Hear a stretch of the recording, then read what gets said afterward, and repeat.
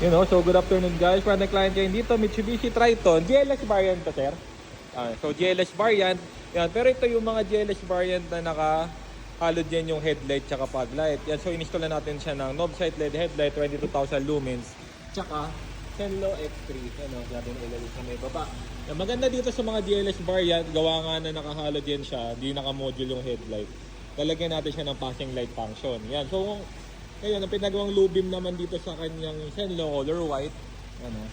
Then, yung passing light naman, yung high beam din sa switch color yellow. Tapos na sa passing light function, So, every time mag-high beam ka, sumasabay. Pero sa mga naka-LED yung headlight yun, wala ka tayong passing light para sa Zenlo dyan So, ito, yung ginamit nating switch. OEM type pa rin. Linis lang. So, for comparison lang, pakita natin yan. So, ito yung sa knob set, ganda ng cut-off. Meron siyang parang linya. Then, pag nag-high beam, sumasabay yung Zenlo. Kasi ito naman, yung low beam ng Zenlo. So, ito, good as fog light ang buga niya. Ayan. Okay. Ito pa passing light, all goods.